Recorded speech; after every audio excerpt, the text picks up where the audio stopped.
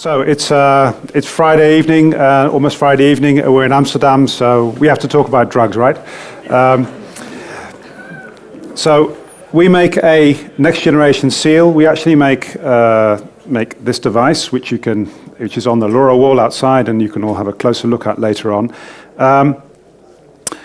So a little bit about my company. We're based in Utrecht, which is about 30 kilometers from here. My company has about 15 people, some hardware guys, some software guys, project managers, etc. And we used to make all sorts of supply chain solutions for organizations in the Netherlands.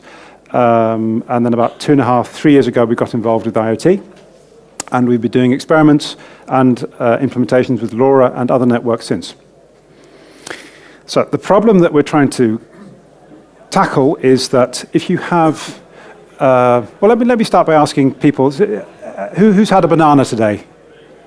A show of hands. Who's had a banana today? Oh, only 3 people. Okay, they're the most popular fruit in the world. And has anybody idea where these bananas come from? Yeah, Costa Rica. So yeah, Colombia, Costa Rica, and they also have other agricultural produce, which is also very popular in Europe and the United States, but we don't really want here. If you look at the route that the containers in which bananas, for instance, are transported in, the route they take is they start somewhere in South America, loaded with bananas, then they travel between different South American countries, and then spend 2 weeks on the sea, end up in the UK or in Strait in Rotterdam or Hamburg, some European harbour, are unloaded, and then they go back to South America. The reason they do these circular routes is because they're special shipping containers which are very expensive, so they want them to arrive at their destination at the origin once they've been unloaded. As you can see, along the route there are terminals and depots, there are customers, and there are all sorts of points where a lot of people have a short-term game to do something nasty to your produce. So if you're trying to transport bananas from South America to Europe, there are people who just don't care about your produce. The fruit has to be refrigerated. They will just not refrigerate it to save money or to save hassle or save time, or perhaps they just don't know what they're doing. And a lot of people will try and add, because if you know that a container is in Ecuador, and you know that it will eventually end up in Rotterdam, if you're a drug smuggler, all you have to do is sneak in a bag of drugs somewhere in Ecuador, or in Colombia, or anywhere along the route, and eventually it will end up in Rotterdam, and then you just have to tell your guys in Rotterdam to open a container and smuggle it out. It's a big problem because in the countries where the drugs originate and for instance, in the port of Rotterdam, people get bribed, people get intimidated. There's a lot of crime in and around these areas, which is apart from the hassle that all the shippers have, that their produce is messed with. Okay, so there are a bunch of solutions that supply chain organizations use to try and prevent this type of thing happening, and these are the types of solutions that tend to happen a lot. I'm trying to make sure I don't topple off this podium here. These are called bolt containers. These are called bolt container seals, or container seals, or high security seals, or whatever. There are about 250 different types. The ones down here, these are the ones that we use most often. They're a bit of steel on the outside. There are some numbers on there to try and prevent people from forging these devices. These are the cable version. As you can see, it's the same sort of locking mechanism here with a cable to prevent people from opening the opposite door. There are some electronic variants here on the outside. These devices have GPS and GSM connections, all very much sort of 1980s, 1990s technology. So, who thinks that these things work well? Anybody? Okay, so just to sort of liven things up a bit, it's Friday afternoon after all, I'd like to give you an online quiz, and if you can whip out your phone, and there we go. So, for the people who've never done this before, you take out your phone or your laptop and you go to kahoot.it, And in the input box, you enter a number. So we have one player. And in the background, this is a video of for some reason, a guy in a kilt, and he's making stuff to bypass these high security seals in his hotel room. And they actually do a pretty good job. This is something from a conference called DEF CON. This was DEF CON 19, and they have different categories of guys trying to hack all different types of stuff. And one of the categories was how to hack high security container seals. And in this case, they're doing it by stuff only available in the hotel room. So we have 4 players. Anybody else going to play? Come on, guys. It's fun. It says you're in? Okay. Oh, okay. I've got 27 players here now. Okay, great. 30. Okay. Anybody still trying to join? 33 players.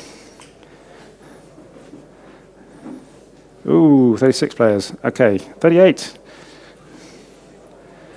39, so I'm giving it another 5 seconds. 5, 4, 3, 2, 1. Okay, start. So, are you ready? So, first question. Any idea how much cocaine was intercepted by customs organizations worldwide last year? Am I in the way? So, let's go back here.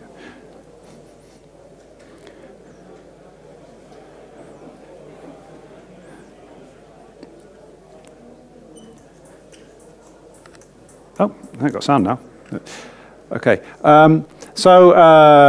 Yeah, most of you are right. It was more than last year, 36,000 kilograms of cocaine was intercepted in South America. Half of it was destined for Europe, half of it for North America. And, ooh, I'm just doing stuff with my, oh, that's why. So that the street value was over $3 billion, and didn't make any difference whatsoever to the market price. So that just gives an idea of how much drugs are actually arriving in Europe and how many and in the United States. So next question. Oh, we have a winner, Lee. So a high security seal is. Oh, there we go. Got some sound effects.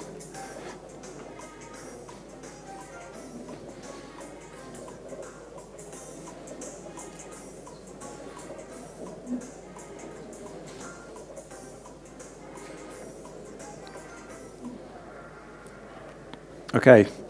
Yeah, it's a device to detect unauthorized entry. And quite a number of people have also given the answer, a device to stop unauthorized entry. The difference between a seal and a lock is that a lock stops you getting into a space, and a seal shows that you have been in a space. And these devices that you've just seen, they try to be both, which they do quite badly.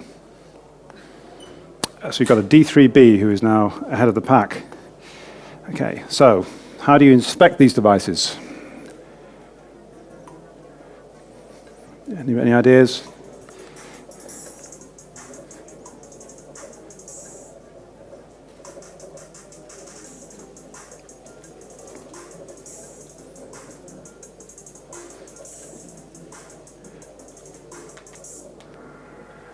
Yeah.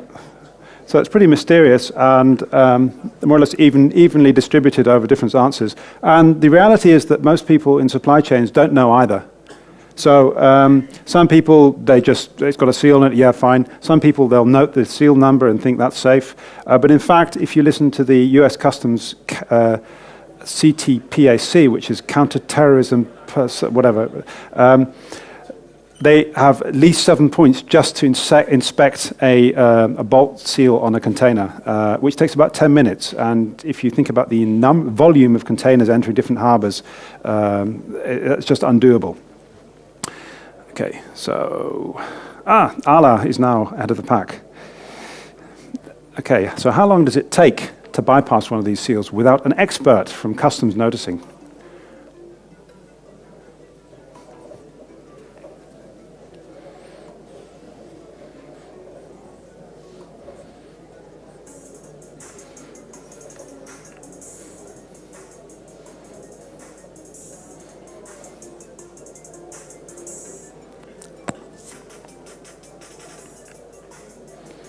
Yeah. Okay. Yeah, 10 minutes. Yeah, that's about right. I can teach anybody to bypass these seals in about, 10 to, about the first time will take about a quarter of an hour, and then it'll take you 10 minutes. So DP is, so what would you pay for one of these seals, which is an important question because that is part of the business case. And this is from a couple of web shops. You get them in different varieties, from €1 to 100 euros. What do you think, what would you be willing to pay to make sure that nobody's smuggled something in your container of fruit or vegetables?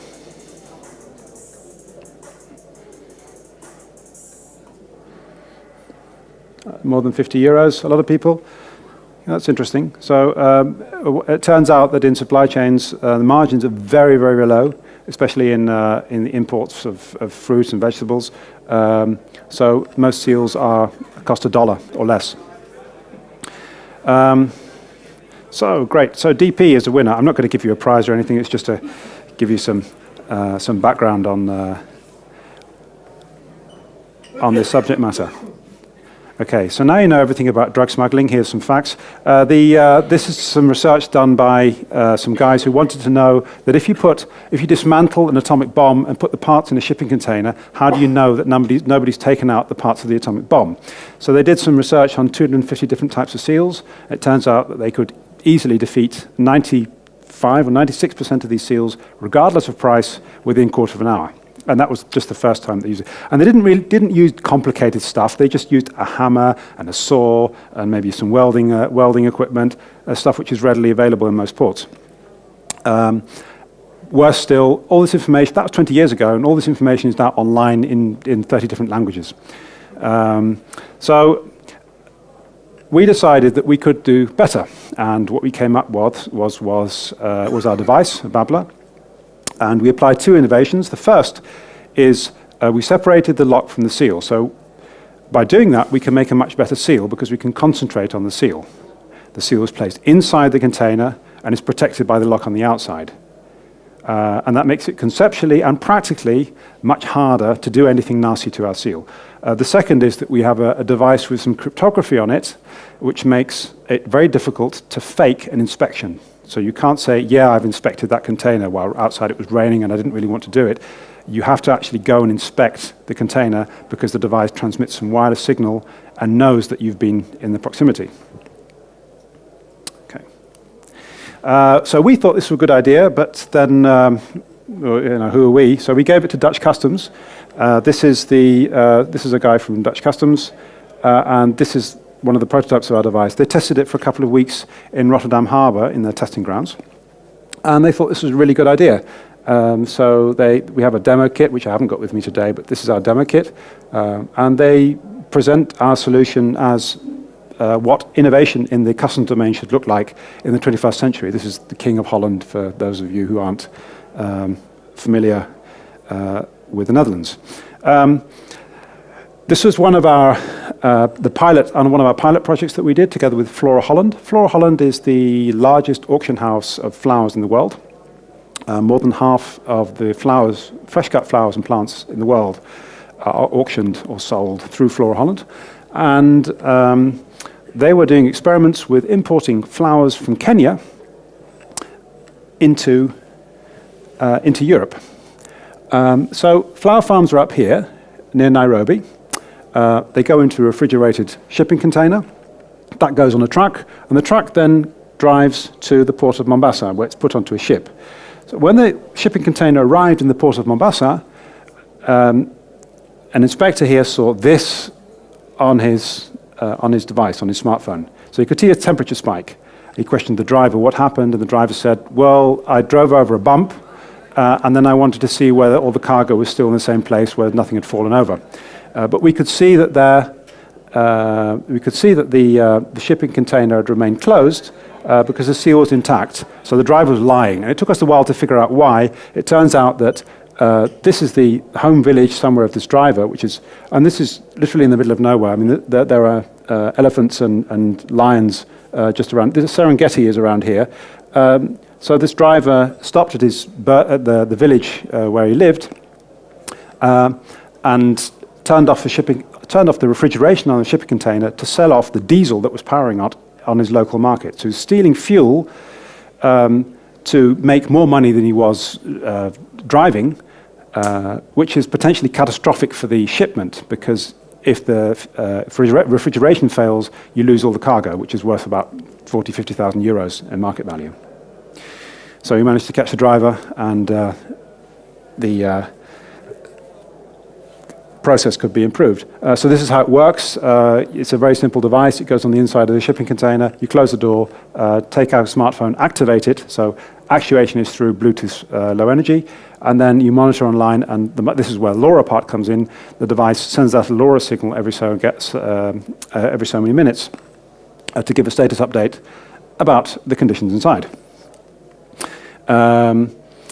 And that information is then put on a dashboard and provides interesting data to the owner of the shipment, the logistics services companies involved, and any of their customers. So we did, and I think that's probably quite interesting for the people here, we did about, I think, 45, 46 different tests in and around harbours, in different industrial estates, in ships, on ships, in trucks, different types of really difficult radio environments. As you can see here, this thing here is called a refrigerated container, or reefer container. The material here is really, really hard for radio signals to penetrate. This guy here is laughing because this is a duct taped together bits of electronics. This is one of our first prototypes. He had no confidence that this would work. It did. That's the one that went to Africa. And it turns out that LoRa works really well in these types of environments. So we put a device inside, I'm not sure whether it was this container, but in this yard there are about 60,000 shipping containers stacked 8 high over a several mile wide area, and we still managed to get a signal out of each environment that we tested in. This photo here is a little bit dim here with the lighting, but this is a ship, for those of you who can't see it. This thing here is the deck, the hull, so that the deck actually goes up, shipping containers go in, and then this massive bit of steel goes back with concrete embedded in it. We can still get a signal out onto the bridge of the ship. Okay. And this is real data coming from a shipping container which was loaded in Rotterdam, and then we installed a LoRa gateway on the ship, and the container gave us all this interesting information all the way to the UK and back again, including when the container had been dropped on the ship, picked up, what the temperature was, when the door had opened and closed. Okay. So yeah, these are some of some of our customers, the companies that we work with, and I think that's the end of my presentation. Yeah. And I've even got room for questions. Yeah, we have room for questions. Okay.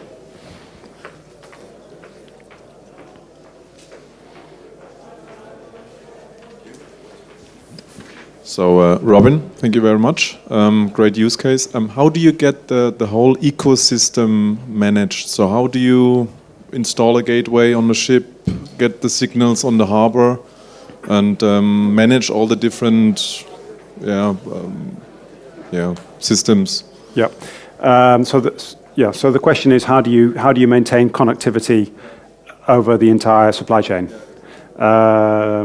The short answer is that's really difficult at the moment, because the networks, we happen to be here in the Netherlands, there are several very good networks. There are a lot of private LoRa networks. So really it's a case-by-case question. For instance, in the Netherlands there's a commercial network provider which provides us with good enough connectivity here in the Netherlands. The same in Belgium, the same in France. But at the moment it's very the network operators still have quite a lot of teething problems. For example, we wanted to have roaming connectivity on LoRa between Holland, France, and Belgium. These are 3 adjacent countries, a very logical combination, and there was no way we could achieve this. So we had to get separate separate LoRa keys from Holland, from Belgium, and from France, and then pay for 3 separate LoRa keys, and then even though they use the exact same software. So this is a very undoubtedly end of this year or beginning of next year that will be in place. But if you really want connectivity all along the route, you will have to make sure you provide your own gateways. So it has to be a company which has the facilities to place a good gateway in the proper locations. And in the meantime, the device stores data, and then when it has a connection, it forwards the data that it's lost, it forwards that up on the network. So on the ship, do you have satellites, GSM? So just to repeat the question, do we have satellite connectivity on the ship? At the moment we don't, because these are short sea trips, and GSM coverage is enough for that. Most of the North Sea is covered by GSM signals. And LoRa trackers to receive the signal while there's no connectivity? Or?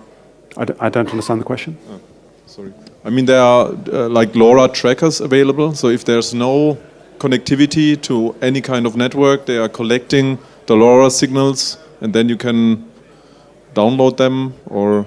Our device stores data, so it logs data, and then when it has connectivity, then it decides to upload whatever data it had.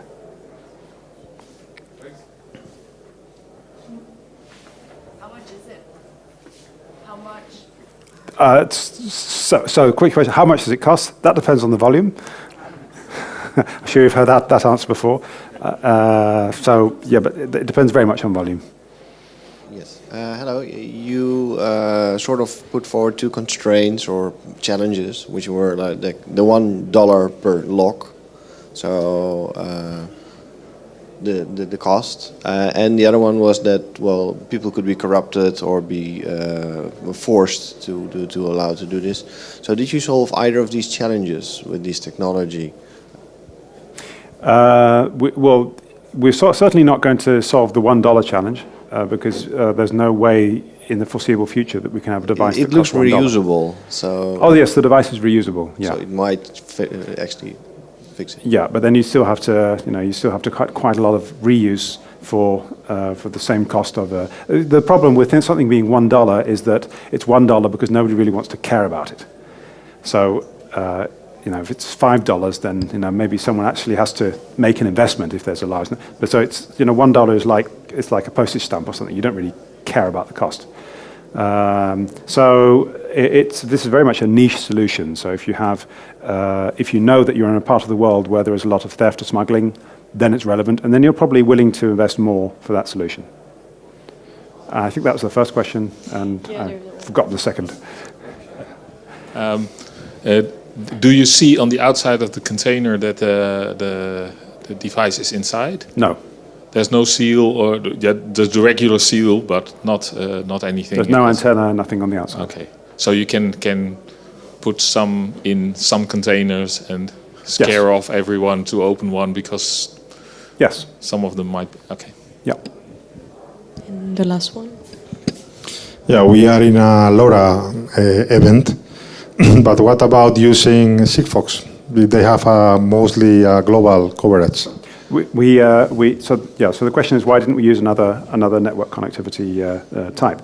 And the answer is that we looked at GSM, we looked at Sigfox, and the coverage that they provide is not good enough for this type of use case. If you put a Sigfox device inside a shipping container, you lose too much signal to be able to get that reliably on the outside. Whereas with LoRa, you do. So LoRa and Narrowband IoT are sufficiently give sufficient coverage for our use case, and Sigfox does not. That's the short answer. The same applies for GSM. I mean, you could just use a GSM. Apart from the power hungriness of GSM, it also you don't have any coverage inside a shipping container. Okay, well, thank you very much for this presentation. And if you have any more questions, feel free to ask at the back of the room.